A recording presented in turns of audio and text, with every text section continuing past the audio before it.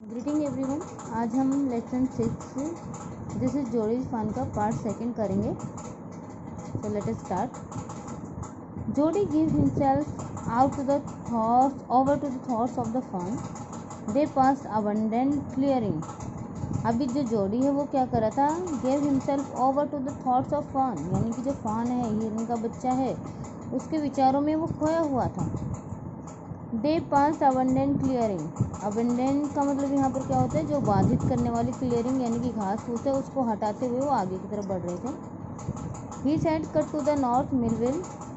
It was up here that Pa had bitten by the snake. उसने क्या कहा, Millville से कह रहा है कि आप नॉर्थ की तरफ कट कीजिए उन झाड़ियों को, क्योंकि पा को यहीं पर जो बिट रिटल स्नेक है यानी कि जो जहरीला सांप था उसने काटा था। किल्ड द डो को मारा था। And I saw the fawn, और यहीं पर मैंने उस फन को देखा था। Suddenly Jody was unwilling to have Millwheel with him. अब यहाँ पर ये 2 नंबर का क्वेश्चन है कि अचानक से जोड़ी के मन में क्या विचार आया कि वो किसको, मिलविल को अपने साथ नहीं चाहता था, अनविलिंग था उसको अपने साथ रखना। उसका रीजन दिया हुआ है, if the fawn was dead, कि अगर फन डेड हुआ, मरा हुआ मिला, और कुड नॉट बी फाउंड, और अगर मिला नहीं, he could not have his disappointment seen, तो वो अपने जो डिसअपॉइंटमेंट है, निराशा है, वो उसको नहीं दिखा सकेगा, किसको, मिलविल को। And if the fawn was there, और अगर फन मिल गया, the meeting would be so lovely, तो जो मीटिंग है वो इतनी ज़्यादा लवली होगी, एंड सो सीक्रेट, और इतनी ज़्यादा रहस्यमयी होगी, दैट ही कुड नॉट एंड्यूर कर पाना, यानी कि सहन कर पाना, टू शेयर इट, तो जो फीलिंग उसके मन में होंगे एक्साइटमेंट की, हैप्पीनेस की, वो उस फीलिंग को किसी दूसरे के साथ शेयर नहीं करना चाहता। उसके बाद फॉन कहता है, ये जो है जोड़ी कहता है, it is not far now, अभी ये ज़्यादा दूर नहीं है, but the scrub is thick for a horse, I can make it on foot. Millville कह रहा है कि अभी it is not for now, ज़्यादा दूर नहीं रहा। जो स्क्रब्स हैं, झाड़ियाँ हैं, वो कैसी हैं, बहुत ज़्यादा घनी हैं, किसके लिए, घोड़े के लिए आगे चलना। तो अब हम क्या करेंगे, I can make it on foot यानी कि पैदल चलकर हम इसको आगे काम कर सकते हैं। But I am afraid to leave him boy, suppose you got lost और got bitten by the snake too. अब वो सोच रहा है कि जो मिलविल है कि आगे वो जो है जोड़ी कह रहा है कि मैं आगे का रास्ता पैदल जो है तय कर लूँगा, क्योंकि स्क्रब जो है वो थिक है हॉर्स के लिए। तो जो मिलविल है वो क्या कहता है कि लेकिन मुझे डर है बेटे, तुम्हें यहाँ पे छोड़ के जाना, सपोज अगर तुम भी कहीं खो गए और तुम्हें भी अगर किसी सांप ने काट लिया तो।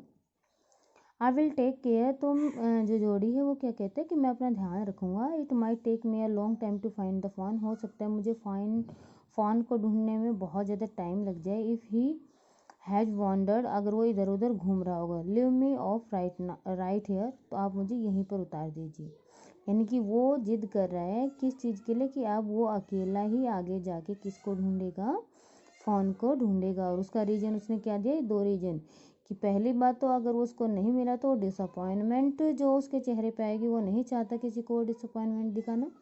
सेकेंडली, अगर वो उसको मिल गया तो जो एक्साइटमेंट होगी, जो खुशी होगी, वो उस खुशी को भी शेयर नहीं करना चाहता है। All right, you take it easy now, you know north here and east.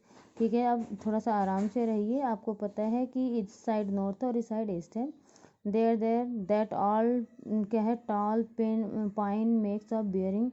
आप ये देख सकते हैं कि जो ये मेकअप बियरिंग का मतलब होता है एक्ट एज एन कंपास, यानी कि ये बता रहे हैं कि जो टॉल पाइन है मेकअप बियरिंग यानी कि कंपास की हेल्प करेंगे, यानी कि तुम्हें डायरेक्शंस को ढूंढने में हेल्प करेंगे। सो लॉन्ग जो लंबे लंबे हैं। मिलविल आई एम ऑब्लिज्ड, हाँ मुझे पता है बड़े हैं। अब जोड़ी कह रहे हैं आई एम ऑब्लिज्ड, मैं तुम्हारा कृतज्ञ रहूँगा, मैं तुम्हारा आभारी रहूँगा। He waited for the sound of the hooves to end, hooves यानी कि जो घोड़े के पैरों के जाने की आवाज़ थी, वो उस आवाज़ को सुनता रहा, वेट करता रहा। Then cut to the right, उसके बाद राइट डायरेक्शन में उसने कट करना शुरू कर दिया। द स्क्रब वॉज स्टिल, अभी भी झाड़ियाँ थी। Only his own crackling of twig sounded across the silence, सिर्फ उसी के क्रैकलिंग यानी कि टहनियों को तोड़ने की जो आवाज़ है, वही आवाज़ साइलेंस को ब्रेक कर रही थी। He wondered for an instant if he had mistaken his direction, एक समय के लिए उसको लगा कहीं उसने अपनी डायरेक्शन को मिस्टेकन तो नहीं कर लिया, गलत डायरेक्शन तो नहीं ले ली है। देन अ बाजार road in front of him, बाजार का मतलब होता है जो चील होती हैं, जो एक बड़ा सा पक्षी होता है जो कि मांस खाता है। उसके सामने ही रोज इन फ्रंट ऑफ, इसके सामने से ही उड़ी, फ्लैप इनटू द एयर, हवा में उड़ी। He came into the clearing under the oaks, उसके बाद क्लियरिंग यानी कि झाड़ियों को साफ करता हुआ वो कहाँ पर पहुँच गया था, ऑक्स ट्री के नीचे पहुँच गया था। वहाँ पर buzzard set in circle around the carcass of the body. अब जो बजार्ड्स हैं, जो कार्कस यानी कि जो मृत शरीर था किसका, डो का, जिसको उन्होंने यूज किया था पहले, उसकी बॉडी के चारों तरफ सर्कल में बैठी हुई थी वो। Then they turned their head on their long scrawny necks and hissed at him. उसके बाद उन्होंने अपनी लंबी लंबी जो गर्दन है उन गर्दन को किसकी तरफ घुमाया, जो है जोड़ी की तरफ घुमाया, एंड hissed at him, एक तरीके। उसके बाद जो जोड़ी है, he threw the bog at him, bog का मतलब है कि लकड़ी का टुकड़ा उसने उसकी तरफ फेंका। And they flu into the exempt tree. Exempt का मतलब क्या होता है, एग्जेंट का मतलब होता है नियर बाय, जो पास में ही जो पेड़ था उसके ऊपर जाकर बैठ गए। The sand show large cat prints but the big cat still killed fresh and they had left the doe for the carrion birds. उसने क्या बताया, जो ज़मीन है, ज़मीन के ऊपर जो बड़ी कैट्स होती हैं यानी कि जो टाइगर्स होते हैं, लायंस होते हैं, उनके भी पैरों के निशान थे, लेकिन जो बिग कैट्स होते हैं, ये जो जानवर होते हैं, वो फ्रेश मीट खाते हैं, इसीलिए उन्होंने डॉ को किसके लिए छोड़ दिया था, ये जो भूखे या फिर ये जो भूखे पक्षी थे इनके लिए खाने के लिए छोड़ दिया था। He parted the grass at the place where he had seen the fawn. Parted करना, अलग करना, उसने उस घास को अलग किया जहाँ पर उसने फॉन का देखा था। It did not seem possible that it was only yesterday. ऐसा लग नहीं रहा कि सिर्फ कल की बात है। क्यों, the fawn was not there, क्योंकि फॉन वहाँ पर अब नहीं था। ही सर्कल्ड द क्लियरिंग, जो क्लियरिंग है यानी कि जो घास फूस थी, वो जो जगह थी, उसको वो क्या करता है, there was no sound and no sign, क्योंकि कोई भी आवाज़ नहीं थी, कोई भी साइन नहीं था। द बजार्ड्स क्लैकड देयर विंग्स, वो अपने विंग्स को फिर से क्लैकड करना, फड़फड़ाना शुरू कर दिया। Impatience to return to their business, क्योंकि इम्पेशेंस हो रहे थे, अधैर्य हो रहे थे, क्या करने के लिए, अपने बिजनेस पर रिटर्न करने के लिए। और उनका बिजनेस क्या था, उस डो को खाना। He return to the spot where the fawn had emerge, उसके बाद वो उस जगह पर गया जहाँ से जो फान है वो निकल कर भागा था। Dropped on all force studying the sand और द स्मॉल हुफ प्रिंट्स, उसके बाद जो ज़मीन है जहाँ पर छोटे छोटे हुफ प्रिंट्स थे उनको ध्यान से एग्जामिन करता है।